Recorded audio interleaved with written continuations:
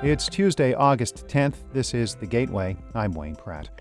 Various indicators have been floating around for a long time to help gauge the health of the economy. Now, some say Facebook posts could be an important factor, especially as they increase as we continue to battle the pandemic. Really, it's a story of in many ways, a bright recovery, but an uneven recovery. Should Facebook posts be a key economic indicator? We'll explore that question in just a few minutes. St. Louis County's executive is calling on the county council to adopt a mask mandate at tonight's meeting.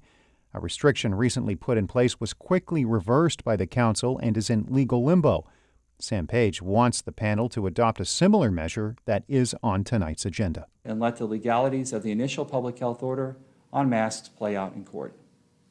Time is of the essence.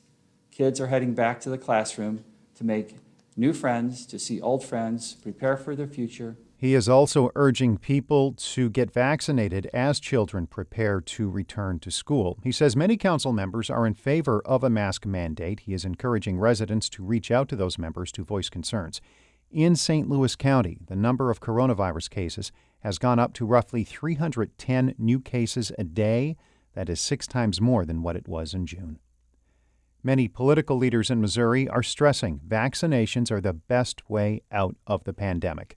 That includes Democratic State Senator Greg Razor, who touched on the subject during an appearance on Politically Speaking. St. Louis Public Radio's Jason Rosenbaum reports. The rise of the Delta variant prompted some local governments in Missouri to reimplement mask mandates, including in St. Louis and Kansas City. Razor says his constituents aren't happy that masking is back, but understand that it's needed to blunt the spread of the virus. Razor says the focus should continue to be on getting people vaccinated, which substantially reduces the chances that a person will end up in the hospital. The sooner you do it, the sooner we can stop wearing these masks, the sooner that small businesses can stop worrying about, are they going to see a decline in business again? Are we going to have a shutdown again? Republican Attorney General Eric Schmidt has filed several lawsuits against mask mandates in recent weeks. I'm Jason Rosenbaum, St. Louis Public Radio. The saliva-based COVID test developed by the University of Illinois will be made available to school districts throughout the state. Governor J.B. Pritzker made that announcement late last week. U of I epidemiologist Becky Smith says some schools have already started regular testing with children as young as preschool age. She says the Shield Illinois program will help schools figure out logistics. Some schools have the line in the gymnasium approach. Others have what they call the drool train, where they have a cart that goes from classroom to classroom, and students can come out to the hallway and provide their sample and then go back to class. Smith says samples will be analyzed at labs throughout the state and results will be shared with parents through an app or web portal. Illinois' pension obligations for state retirees has ballooned to nearly $145 billion. That estimate is based on what Illinois officials describe as official calculations from state pension analysts. Hannah Meisel reports. $144 billion is the highest Illinois' unfunded pension liability has ever been. Illinois could chip away at some of that debt, or at least slow its growth, by paying more into the state's retirement systems than what's absolutely required by law. But Teachers' Retirement System spokesman Dave Urbanek acknowledges that's just not Illinois' fiscal reality, and has never been during the entire 80-year history of TRS. There is never enough resources to pay the actuarially correct figure. For several years now, payments to Illinois' 5 retirement systems have made up about a quarter of the state's budget. And the last time lawmakers tried to curtail pension benefits to save money, the state's Supreme Court declared it unconstitutional. I'm Hannah Meisel. Missouri is marking its bicentennial today. It became the nation's 24th state in 1821. Events have been held over the past few days in several locations. Today, there will be a formal ceremony at the Missouri State Capitol. It will include the unveiling of a bicentennial stamp and a citizenship ceremony.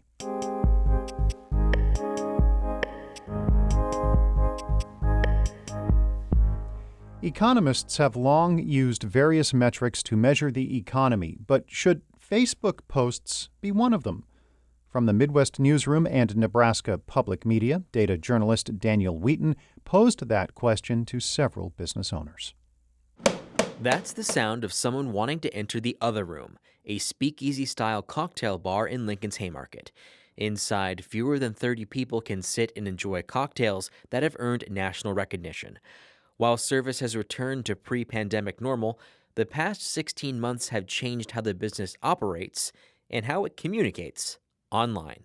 We wanted to communicate our story throughout it.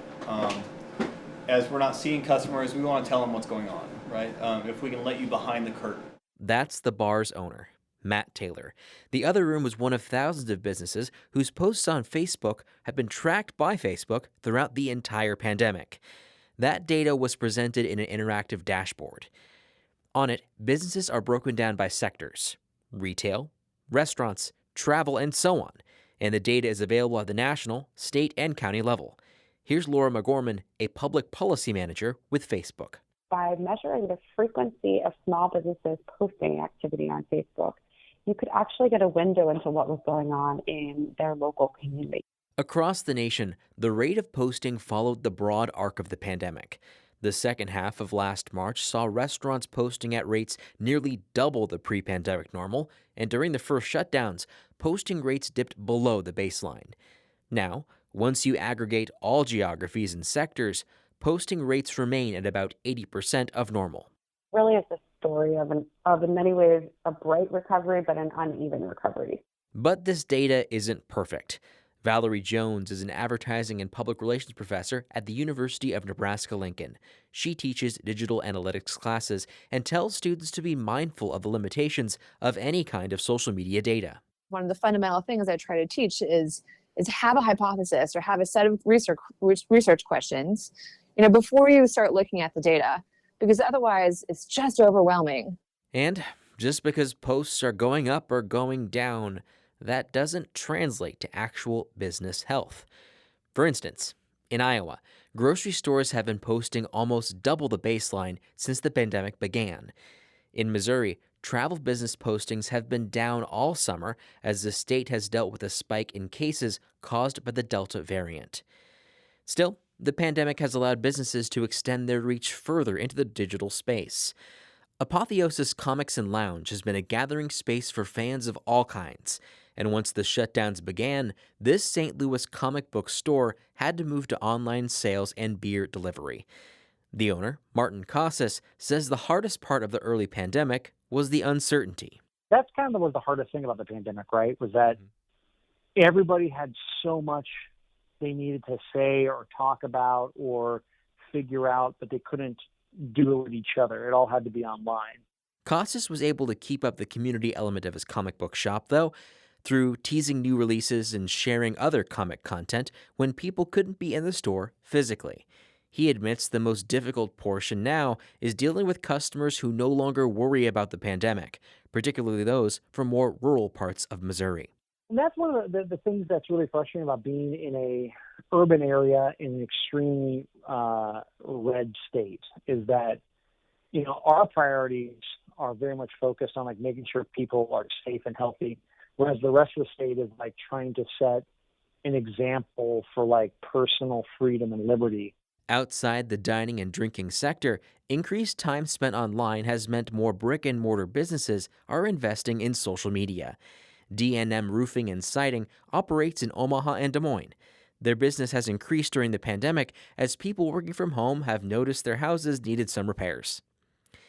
Lindsay Pate runs the social media for D&M and admits that her job reflects the current reality of running a small business in the digital age. When you think of a roofing company, like you said, it's not your typical industry to be active on social media. This strategy has paid off, though. When a thunderstorm toppled trees in Omaha last month, Pate used that opportunity to showcase the repair work they do. No matter what happens, being online and going digital is just the way of the world now. Back in the other room in Lincoln, a bartender mixes a Mumbai Expedition, a mauve-red cocktail that won a James Beard Award in 2015. Matt Taylor says he'll continue to offer cocktail kits moving forward and keep his messaging strategies he's adopted during the pandemic. We want to think of the business page as a friend of the consumer. Reporting for the Midwest Newsroom, from Nebraska Public Media, I'm Daniel Wheaton. The Midwest Newsroom is a collaboration which includes Nebraska Public Media, NPR, and public radio stations in Iowa, Kansas, and Missouri. Shula Newman is the executive editor of St. Louis Public Radio, a listener-supported service of the University of Missouri-St. Louis. Music by Ryan McNeely of Adult Fur. I'm Wayne Pratt. This has been The Gateway.